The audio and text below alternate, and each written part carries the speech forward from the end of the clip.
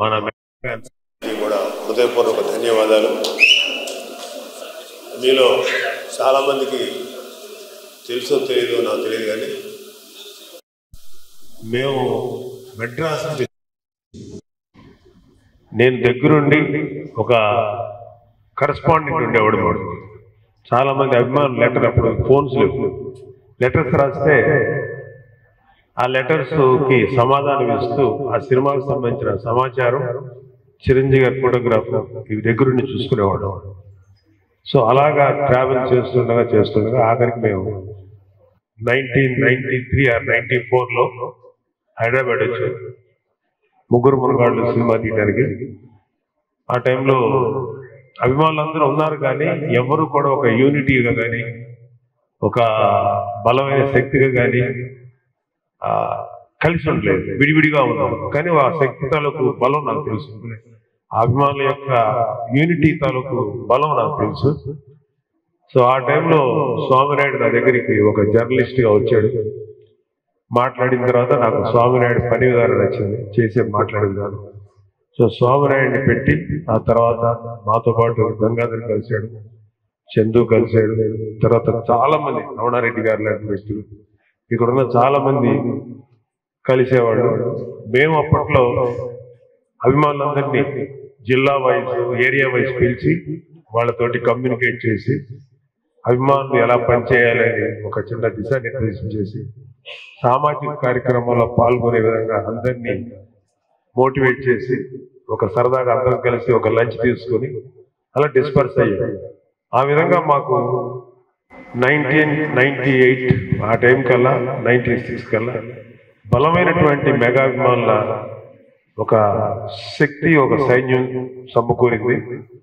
So అందుకని నాకు వ్యక్తిగతంగా నేను ఇటు చిరంజీవి గారికి, పవన్ కళ్యాణ్ గారికి, మిగిలిన మా హీరోలందరికీ ప్లస్ వర్సెస్ మన అభిమానులందరికీ ఒక చిన్న బ్రిడ్జ్ లాగా ఉండేవాడిని. సో మీ అందరితో నాకు వ్యక్తిగతంగా చాలా పరిచయం.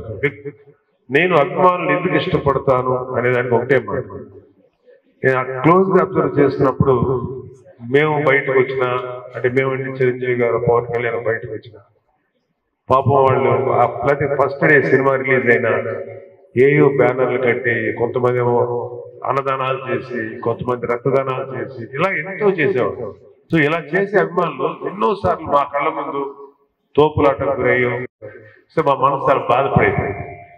అప్పుడు వాళ్ళు ఎంతో కష్టపడి వచ్చారు, వాళ్ళకి కొంతమందికి ఇలా జరుగుతుంటే మేము ఇది మన పవన్ కళ్యాణ్ గారు చూసి అప్పట్లో అసలు 100 days ఫంక్షన్స్ చేయటం మానేసి, పవన్ కళ్యాణ్ గారి సినిమా ఎన్ని సినిమాలు సూపర్ హిట్స్ ఉన్నా ఈ ఫ్యాన్స్ వీళ్ళు పడే బాధ వాళ్ళేమో అలాగా ఆపలేము అభిమానాన్ని.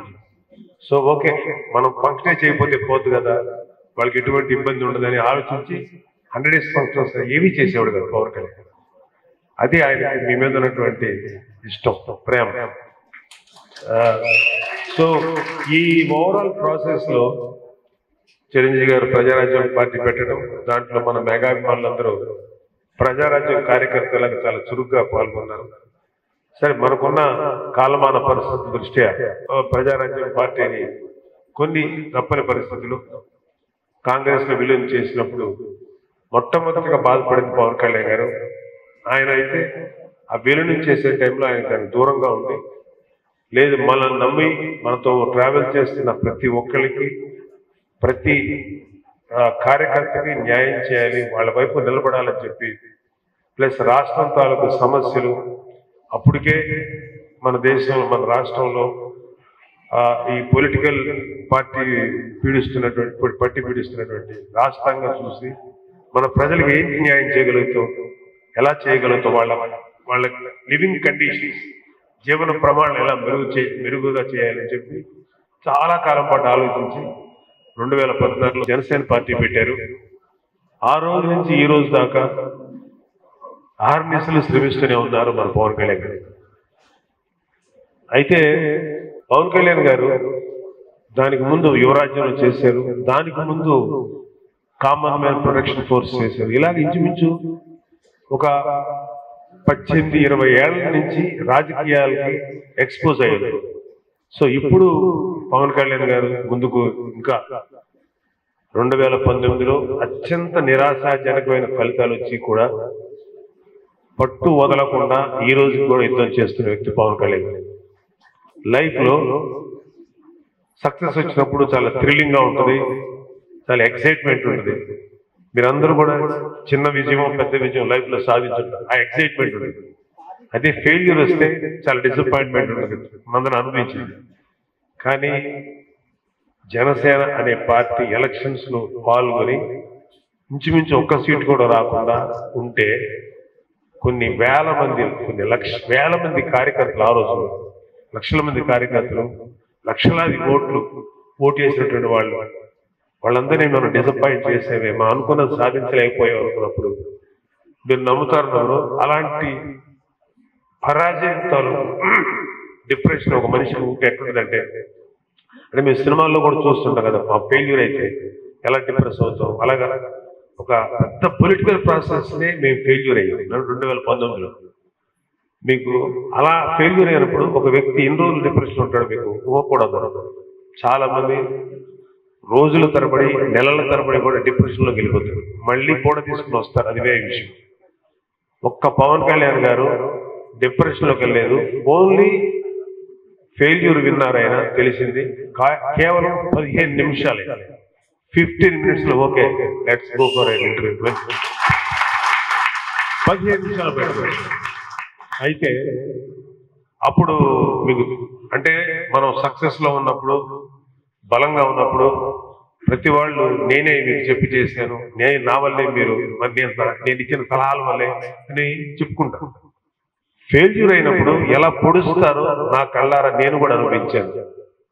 ఒక కళ్యాణ్ బాబుతో పాటు నేను 2019లో నర్సాపురం ఎంపీగా నిలబడినప్పుడు మనం అంటే తెగ అభిమానించే ఒక గ్రూప్ వాళ్ళ నాయకుడు వచ్చి ఫెయిల్యూర్ ఇలా కాదండి మీరు ఇలా చేయాలి. ఎప్పుడు కూడా ఫెయిల్యూర్ అయినప్పుడు నేనైతే ఫెయిల్యూర్ అయిపోయిన ఎవరైనా కనుక ఫెయిల్యూర్ అయితే ఆ వ్యక్తిని ఎప్పుడు విమర్శించను, ఆ వ్యక్తిని ఎప్పుడు కమా నెక్స్ట్ మళ్ళీ ఫైట్ చేద్దాం లేకు అంటాం. కానీ మమ్మల్ని కుళ్ళ పొడిచారు, ఒక్కొక్కరు కుళ్ళ పొడిచారు, మేమేం భయపడతాం. ఇంకా నన్నే అంత చేశారంటే పవన్ కళ్యాణ్ గారికి ఎంత రేంజ్ ఆఫ్ ప్రెజర్ వచ్చింది. అయినా సరే ఆయన ఏమి మొక్కవరు, ఎందుకంటే ఆయన ఒక 5 ఏళ్ల ఎలక్షన్స్ కోసం 10 ఏళ్ల ఎలక్షన్స్ కోసం కాదు, 25-30 సంవత్సరాల మీ భవిష్యత్తు కోసం నిలబడిన వ్యక్తి ఆయన. సో ఆయన డిసప్పాయింట్ అవ్వాలి, కాకపోతే అలా సైలెంట్గా కూర్చోరు. చాలా సందర్భాల్లో పవన్ కళ్యాణ్ గారు చెప్పుకుంటారు, గుర్తుందో లేదు, సుగారి ప్రీతి ఒక చిన్న పాప, 16 ఏళ్ళ పాప, ఆ పాపను దారుణంగా అత్యాచారానికి గురి చేసి చంపేసి ఆ కేసు జరుగుతుంది. తల్లి పోరాడుతుంది, సుగాలి ప్రీతి తల్లి. మేమందరం 2019లో ఇలా ఓడిపోయి ఉన్నప్పుడు పవన్ కళ్యాణ్ గారి దగ్గరికి వచ్చింది అడమ్మ, అన్న మా పాపకి ఇట్లా అన్యాయం జరిగింది, మీరు కొంచెం వాయిస్ అవుట్ చేయండి, మీరు మాట్లాడితే మాకు న్యాయం జరుగుతుంది అంటే. ఆల్రెడీ ఇప్పుడు మాట్లాడినా కూడా రెండోసారి కూడా మాట్లాడమని నడిపి చుక్క మర్చిపోయింది. నేను ఫెయిల్యూర్ అయ్యానమ్మా, నేను ఎట్లా వచ్చి మాట్లాడు, సరే చూద్దాం, జనాలు నన్ను యాక్సెప్ట్ చేయలేదు కదా 2019లో, సరే చూద్దాంలేమ్మా వెళ్ళు అన్నాడు. ఏదో ఒక రోజు వెళ్ళిపోయిన 1 or 2 days 3 days తిరిగి మోటివేట్ అయ్యి కర్నూలు వెళ్తే లక్షల మంది ప్రజలు ఆయనకి బ్రహ్మరథం పెట్టారు.